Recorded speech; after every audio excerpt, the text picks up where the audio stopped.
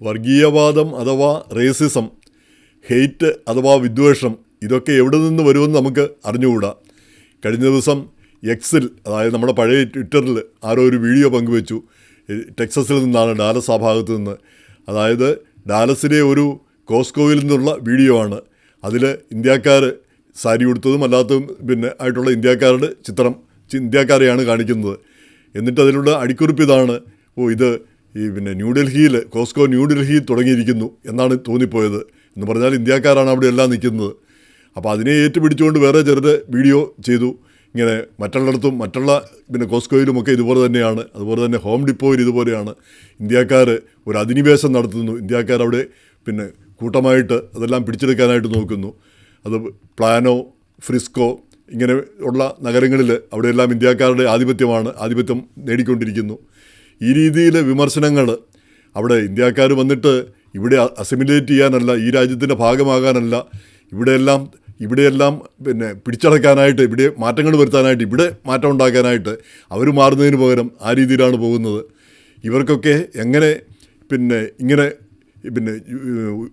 ഉയർന്ന ജോലികളും അതുപോലെ തന്നെ ഈ നല്ല കെട്ടിടങ്ങളും പുതിയതായിട്ടുണ്ടാക്കുന്ന കെട്ടിടങ്ങളും എല്ലാം മേടിക്കാൻ കഴിയുന്നു.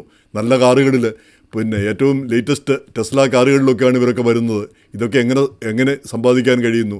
സാധാരണ അമേരിക്കക്കാരെല്ലാം കഷ്ടപ്പെടുകയും ദുരിതത്തിലാകുകയും ചെയ്തിരിക്കുന്നു. ആ സമയത്താണ് ഇങ്ങനെ മില്യൺസ് ഓഫ് ആളുകൾ ഇവിടെ വന്ന് ചാടിയിരിക്കുന്നത്. ഗവർണർ ഗ്രെഗ് ആബട്ട് ഇതൊന്നും കാണുന്നില്ല എന്നുള്ള രീതിയിലാണ് ഈ വീഡിയോ പോകുന്നത്. വീഡിയോയും അതിന് ഉള്ള പരാമർശങ്ങളും. എങ്ങനെയായാലും ഇങ്ങനെയുള്ള വീഡിയോകൾക്ക് വലിയ സ്വീകാര്യതയാണ് കിട്ടുന്നത്. വലിയ സ്വീകാര്യതയും ധാരാളം പേര് കാണുകയും ധാരാളം പേര് പ്രതികരിക്കുകയും ചെയ്യുന്നു. അപ്പോൾ ഇന്ത്യക്കാർ ഏതാണ്ട് കുറ്റം ചെയ്യുന്നു എന്നുള്ള രീതിയിലാണ് അവർ ഇത് പറഞ്ഞു പിടിപ്പിക്കുന്നത്. നമ്മളെന്താ കുറ്റം ചെയ്യുന്നത്? നമ്മൾ ഈ രാജ്യത്ത് വന്നത്, ഈ മിക്കവാറുമുള്ള ഇന്ത്യക്കാരെല്ലാം ലീഗലായിട്ട് വന്നവരാണ്. ഇനി ഇല്ലീഗലായിട്ട് ആരെങ്കിലും ഇവിടെ താമസിക്കുന്നുണ്ടെങ്കിൽ അവരോട് പോകാൻ പറഞ്ഞാൽ അവർ പോവുകയും ചെയ്യുന്നവരാണ്. അല്ലാതെ ഇവിടെ കടിച്ചു തൂങ്ങി നിൽക്കുന്ന ഇന്ത്യക്കാരെങ്കിലും ഉണ്ടാകുമെന്ന് എനിക്ക് തോന്നുന്നില്ല. ഇവിടെ നിൽക്കാവുന്ന അത്രയും നാൾ നിൽക്കുക, അതിനുശേഷം തിരിച്ചു പോകുക എന്ന് ആഗ്രഹിക്കുന്നവരാണ് മിക്കവാറും ഇല്ലീഗലായിട്ട് നിൽക്കുന്നവരൊക്കെ തന്നെ. പിന്നെ അല്ലാത്തവർ ലീഗലായിട്ടുള്ളവരാണ്. അപ്പോൾ നമ്മളെന്തോ ഒരു കുറ്റമാണ്. ലീഗലായിട്ട് ഇവിടെ വന്നു, താമസിച്ചു, ജോലി ചെയ്തു, കാശുണ്ടാക്കി, വീട് വാങ്ങുന്നു, അല്ലെങ്കിൽ ടെസ്ല വാങ്ങുന്നു. ഇതൊക്കെ ഒരു കുറ്റകരമായ കാര്യമാണോ? അല്ലെ കോസ്കോയിൽ പോയി ഷോപ്പ് ചെയ്യുന്നു, ഇതൊക്കെ ഒരു തെറ്റായ കാര്യമാണോ? അപ്പോൾ എങ്ങനെ കുറ്റം കണ്ടുപിടിക്കാം, എങ്ങനെ നമ്മളെ ഒറ്റപ്പെടുത്താം എന്നുള്ള രീതിയിലേക്ക് പല ഭാഗത്തു നിന്നും ആക്രമണങ്ങൾ ഉണ്ടാകുന്നു. അപ്പം നമ്മുടെ ഭാഗത്ത് നമ്മളെന്തോ പിടിച്ചെടുക്കാൻ ശ്രമിക്കുന്നു എന്നുള്ള രീതിയിൽ. അപ്പം അത് വളരെ ഖേദകരമാണ്. ഇതൊക്കെ ഇപ്പോൾ ഈ വാക്കുകളിലാണ് ആക്രമണം. ഈ വാക്കുകളാണ് പിന്നീട് ആക്ഷനായിട്ട് മാറുന്നത്. അതാണ് എന്നെപ്പോലുള്ളവരെ പേടിപ്പിക്കുന്നത്. നമ്മളൊക്കെ നിരുപദ്രവകാരികളും മറ്റൊന്നുമില്ല. നമ്മുടെ കാര്യം നോക്കി ജീവിക്കുന്ന ആളുകളാണ് മിക്കവാറും എല്ലാ ഇന്ത്യക്കാരും. എന്നല്ല, ഈ രാജ്യത്തിൻ്റെ ഭാഗമാണ്, ഈ രാജ്യം നന്നാകണം എന്നാഗ്രഹിക്കുന്നവരുമാണ്. പക്ഷേ എന്നിട്ടും ആക്ഷേപങ്ങളും അധിക്ഷേപങ്ങളും ധാരാളമായിട്ടുണ്ടാകുന്നു. അപ്പോൾ ഇതിനെതിരെ ഇപ്പോൾ നമുക്കറിയാം, ഈ പ്ലാനോയിലോ അല്ലെങ്കിൽ ഫ്രിസ്കോയിലോ ഇന്ത്യക്കാർ കൂടുതലായിട്ടുണ്ടെങ്കിൽ അവരെല്ലാം നല്ല വീടുകളൊക്കെ കാശ് കൊടുത്ത് മേടിക്കുന്നു. ആ കാശ് കൊടുത്ത് മേടിച്ച ടാക്സ് നഗരത്തിന് ടാക്സ് കിട്ടുന്നു. ആ സ്കൂൾ ഡിസ്ട്രിക്റ്റ് മെച്ചപ്പെടുന്നു. അവരുടെ പിള്ളേർ മികച്ച വിദ്യാഭ്യാസം, മികച്ച വിദ്യാർത്ഥികളായിട്ട് മാറുന്നു. ആ സ്കൂളും ആ നാടും മെച്ചപ്പെടുകയാണ് ചെയ്യുന്നത്. നമ്മുടെ സംസ്കാരമൊക്കെ കൂടി അവിടെ വന്നു കഴിയുമ്പോൾ കുറച്ചുകൂടെ മെച്ചപ്പെടുകയാണ് ചെയ്യുന്നത്. അതിന് പകരം നമ്മളെന്തോ ദോഷം ചെയ്യുന്നു എന്നുള്ള രീതിയിലാണ് പറയുന്നത്. നമ്മുടെ ആരുടെയോ എന്തോ തട്ടിയെടുക്കാൻ ശ്രമിക്കുന്നു എന്നുള്ള രീതിയിൽ. എന്തായാലും ഇങ്ങനെയുള്ള വീഡിയോകളും ഇങ്ങനെയുള്ള കാര്യങ്ങളൊക്കെ ഒന്ന് ശ്രദ്ധിച്ചിരിക്കുന്നത് എപ്പോഴും നല്ലതാണെന്നും തോന്നുന്നു. അപ്പോൾ ഇങ്ങനെയുള്ള ഈ ഹെയ്റ്റ് വീഡിയോയെ പറ്റി പറയുമ്പം ഇക്കാര്യത്തിൽ ഇന്ത്യക്കാർ ഒട്ടും മോശമല്ല എന്നാണ് എനിക്ക് തോന്നുന്നത്. കഴിഞ്ഞ ദിവസം ഒരു വീഡിയോയെ പറ്റി വാർത്ത കണ്ടു. എന്തോ ഒരു പ്ലാസ്റ്റിക് സർജൻ ഡോക്ടർ ദിവ്യ ശ്രീനിവാസായിട്ടിരിക്കുന്നതാണ് കാഷ് പട്ടേലിനെ പറ്റി, FBI ഡയറക്ടർ. അദ്ദേഹത്തിൻ്റെ ഇന്ത്യക്കാർക്ക് നല്ല കണ്ണാണ്. പക്ഷേ കാഷ് പട്ടേലിൻ്റെ കണ്ണത്ര ശരിയല്ല. ഇന്ത്യക്കാരുടെ ഇതൊന്നുമില്ല. അതുപോലെ തന്നെ ഇന്ത്യക്കാർ കാഷ് പട്ടേലിൻ്റെ കാമുകി ഒരു വെള്ളക്കാരി, അവർ ഹിന്ദു എന്ന് പറയുന്നത് ഒരു ലാംഗ്വേജ് ആണെന്ന് കരുതുന്ന ഒരു സ്ത്രീയാണ്. അതിന് പുറമെ ഈ കാഷ് പട്ടേൽ FBI വിമാനം ഉപയോഗിച്ച് കാമുകിയെ കാണാൻ പോകുന്നു. നേരെ മറിച്ച് അംബാനിമാരൊക്കെ വിമാനം ഉപയോഗിക്കാറുണ്ട്. അവർ സ്വന്തം വിമാനമാണ്. ഇനി അവരുടെ അപ്പന് കാശുള്ളത് കൊണ്ടാണ് അവർ വിമാനം ഉപയോഗിക്കുന്നത്. ഇങ്ങനെയുള്ള വൃത്തികെട്ട ഒരു പരാമർശങ്ങൾ, അത് ഈ ഒരു പ്ലാസ്റ്റിക് സർജൻ ഒരു ഡോക്ടറുടെ ഭാഗത്തു നിന്ന് ഇങ്ങനെ ഉണ്ടായി എന്നുള്ളൊരു വീഡിയോ ഉണ്ടായി എന്നുള്ളത് കണ്ടപ്പം വളരെ ദുഃഖം തോന്നിപ്പോയി. ഈ ഒരു ഇന്ത്യക്കാരി വേറൊരു ഇന്ത്യക്കാരനെ ആക്ഷേപിക്കുക. ഇപ്പോൾ വാസ്തവം പറഞ്ഞാൽ കാഷ് പട്ടേൽ വിമാനം എടുത്ത് പോയിട്ടുണ്ടെങ്കിൽ അതിൽ അഭിമാനം കൊള്ളുകയാണ് ചെയ്യേണ്ടത്. അങ്ങനെ FBI വിമാനം, അമേരിക്കയുടെ വിമാനം എടുത്ത് പോകാനായിട്ട് ഈ സ്വന്തം പിന്നെ ഇതുപോലെ ഉപയോഗിക്കാനായിട്ടുള്ള കഴിവ് ആ തരത്തിലേക്ക് ഉയർന്നിട്ടുണ്ടെങ്കിൽ അത് എത്രയോ അഭിമാനകരമായ ഒരു കാര്യമാണ് നമ്മളെ സംബന്ധിച്ചിടത്തോളം. അപ്പോൾ അങ്ങനെ അതിനെ ഒരു കുറ്റമായിട്ട് കാണുന്നതിന് പകരം, കാര്യം അതിൽ എത്തിക്സിൻ്റെ പ്രശ്നമുണ്ട്. FBI ഡയറക്ടർ അങ്ങനെ ഉപയോഗിക്കാമോ എന്ന് എനിക്ക് അറിഞ്ഞുകൂടാ, മറ്റുള്ളവർ ഉപയോഗിച്ചിട്ടുണ്ടോ എന്ന് അറിഞ്ഞുകൂടാ.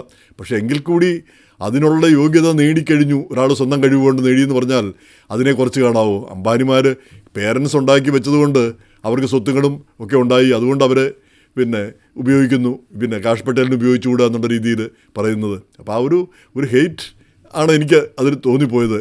ഈ ഡോക്ടറും മറ്റും ആയ ഒരാൾക്ക് ഇങ്ങനെയുള്ള കാര്യങ്ങളൊക്കെ പറയാനുള്ള സമയം എങ്ങനെ കിട്ടി? ഈ ജനറ്റിക്, അതുപോലെ തന്നെ അദ്ദേഹത്തിൻ്റെ പേര് കാശ്യപ് എന്ന് പറയുന്നത് നല്ല പേരാണ്, അതിനെ ചുരുക്കി കാഷ് പട്ടേൽ എന്നാക്കി. അത് ഏതാണ്ട് റഷ്യൻ പിന്നെ ഒരു ഛായയുള്ള പേരാണ്, അത് വലിയ മോശപ്പെട്ട കാര്യമാണ് എന്നുള്ള രീതിയിൽ. പേരുകളെല്ലാം ഓരോ പേരുകളും പിന്നെ ആളുകൾ ഓരോ രീതിയിൽ മാറ്റുന്നു. നമുക്കറിയാം അമേരിക്കയിൽ നൈറ്റ് ശ്യാമളൻ, ഈ നൈറ്റ് എവിടെ നിന്ന് വന്നു? നൈറ്റ് എന്നുള്ളത് അങ്ങേരുടെ പേര് പോലുമല്ല. നൈറ്റ് വന്നത് പിന്നെ ആ ഇൻഡസ്ട്രിയിൽ വന്ന ഓരോ പേരുകൾ, ഓരോ കാരണങ്ങൾ കൊണ്ട് വരുന്ന പേരുകൾ, അത് പിന്നെ അങ്ങ് ഉറച്ചു പോകുന്നു എന്ന് മാത്രം. എന്തായാലും അതിനെ ഒരു മോശമായിട്ട് ചിത്രീകരിച്ചു. ഇപ്പോൾ ഈ FBI ഡയറക്ടറും അല്ലെങ്കിൽ ഈ ഇങ്ങനെയുള്ള പിന്നെ കാഷ് പട്ടേലിൻ്റെ പല ആശയങ്ങളും പല കാര്യങ്ങളോടും എനിക്കും യോജിപ്പില്ല. പക്ഷേ അതേസമയം തന്നെ അദ്ദേഹത്തിൻ്റെ ആ സ്ഥാനലബ്ധിയിൽ ഏറ്റവും അധികം അഭിമാനിക്കുന്ന ഒരു വ്യക്തിയാണ് ഞാൻ. കാരണം ഒരു ഇന്ത്യക്കാരൻ ആ നിലയിലെത്താൻ കഴിഞ്ഞു എന്ന് പറയുന്നത് നമ്മളെ സംബന്ധിച്ചിടത്തോളം വലിയൊരു കാര്യമാണ്, നമ്മളെ കമ്മ്യൂണിറ്റി കിട്ടിയ വലിയൊരു അംഗീകാരമാണ്. നമ്മൾ ഈ ഹെയ്റ്റഡും ഈ വംശീയതയും ഒക്കെ നേരിടുമ്പോൾ ഇങ്ങനെയുള്ള ആളുകൾ നമുക്ക് തലപ്പത്തുണ്ട്, നമ്മൾ ഇവിടുത്തുകാരാണ് എന്ന് തെളിയിക്കുകയാണ് അത് ചെയ്യുന്നത്. അപ്പോൾ അങ്ങനെയുള്ളതിൽ നമ്മൾ അഭിമാനം കൊള്ളുന്നതിന് പകരം ആ ആളെ പിടിച്ച് താഴോട്ട് താക്കാനായിട്ട് ശ്രമിക്കുക എന്ന് പറഞ്ഞാൽ അത് ഖേദകരമായൊരു കാര്യം തന്നെയാണ്. അപ്പോൾ അതിനെപ്പറ്റിയുള്ള മറ്റൊരു സംഭവം കൂടി, പിന്നെ നടി പ്രിയങ്ക ചോപ്ര, അപ്പോൾ അവരെ പിന്നെ മിലാനിൽ, ഇറ്റലിയിലെ മിലാനിൽ ഏതോ ഒരു ജുവലറിയുടെ ഉദ്ഘാടനത്തിന് വിളിച്ചു. അപ്പം ഈ സിംഗർ, പിന്നെ ഗായകൻ ദുവാ ലുപ്പ, അതുപോലെ തന്നെ ഹാൻ ഹാത്തവേ നടി, അങ്ങനെ കുറേ പേര് വേറെയുണ്ട്. അപ്പോൾ ആ ചടങ്ങിൽ വെച്ച് ഈ 43-കാരിയായ ഇവർ വളരെ കാര്യമായിട്ടാണ് വന്നത്. പിന്നെ ഒരു ഗൗണമൊക്കെ ഇട്ട്, കറുത്ത ഗൗണമൊക്കെ ഇട്ട്. അപ്പോൾ ഇവരെ അവിടെ അവഗണിച്ച് കളഞ്ഞു. അതിന് തെളിവായിട്ടൊരു ഫോട്ടോയോ മറ്റോ കാണിക്കുകയും ചെയ്തു. അങ്ങനെ സോഷ്യൽ മീഡിയയിൽ ഇവരെ അവഗണിച്ചതിൽ ഇവർ ചിരിക്കുന്നുണ്ട്, അപ്പം മറ്റുള്ളവർ ശ്രദ്ധിക്കുന്നില്ല. ആ ഒരു ഫോട്ടോയാണ് എടുത്ത് കാണിക്കുന്നത്. അപ്പോൾ അതിനെതിരെ വേറൊരാൾ പ്രതികരിക്കുകയുണ്ടായി. നമ്മൾ ഇന്ത്യക്കാർ വേറൊരു ഇന്ത്യക്കാരൻ വിദേശത്തൊക്കെ പോയി രക്ഷപ്പെടുകയോ ഉയരുകയോ ചെയ്താൽ അവരെ വലിച്ചു താഴ്ത്തുക, അവരെ കുറ്റപ്പെടുത്തുക, കളിയാക്കുക, ഇതാണ് നമ്മുടെ പരിപാടി. അതിന് അദ്ദേഹം പറഞ്ഞ കാര്യമുണ്ട്. ഈ മിലാനിൽ ഇത്രയും വലിയൊരു ജുവലറിയുടെ ഉദ്ഘാടനത്തിന് പ്രിയങ്ക ചോപ്രയെ വിളിച്ചു എന്ന് പറഞ്ഞു. അപ്പോൾ എത്ര പേരെ വിളിക്കും? എത്ര നടിമാർ വേറെ ഉണ്ട്. പക്ഷേ ഇവരെ വിളിച്ചു എന്ന് പറഞ്ഞാൽ അതിൻ്റെ പ്രാധാന്യം എന്താണ്? അത്രയും പ്രധാനപ്പെട്ട ഒരു കാര്യം കൊടുക്കണമെങ്കിൽ പിന്നെ അത്രയ്ക്കധികം അർഹതയും അത്രയ്ക്ക് യോഗ്യതയും അവരെ കൊണ്ട് പ്രയോജനം ഉള്ളതുകൊണ്ടായിരിക്കുമല്ലോ അവർ വിളിക്കുന്നത്. അപ്പോൾ അങ്ങനെയുള്ളൊരു കാര്യത്തെ ഇന്ത്യക്കാർ മാത്രം വിലയിടിച്ച് കാണിക്കുക, പിന്നെ തരം താഴ്ത്തി കാണിക്കുക, അതാ ഇന്ത്യക്കാരുടെ സ്വഭാവം. അത് ഖേദകരമാണെന്ന് പറഞ്ഞ് അത് പിന്നെ അതിനെ പിന്നെ ഈ പ്രിയങ്ക ചോപ്രയും ലൈക്ക് അടിച്ചു എന്നാണ് എനിക്ക് തോന്നുന്നത്. എങ്ങനെയായാലും ഈ ഹേറ്റഡ് വളർന്നു വരുന്നു. അത് ഏത് ഭാഗത്തു നിന്നാണെങ്കിലും ശരിയല്ല. ഹേറ്റഡ്, വിരോധം കൊണ്ടൊരു കാര്യം ചെയ്യുന്നത് ശരിയല്ല. അപ്പോൾ ഇന്ത്യക്കാർക്കെതിരെയുള്ള ഈ വിരോധം നമ്മൾ ശ്രദ്ധിച്ചിരിക്കുക. നമ്മളിവിടെ അധിനിവേശത്തിനൊക്കെ പോകുന്നുണ്ടോ?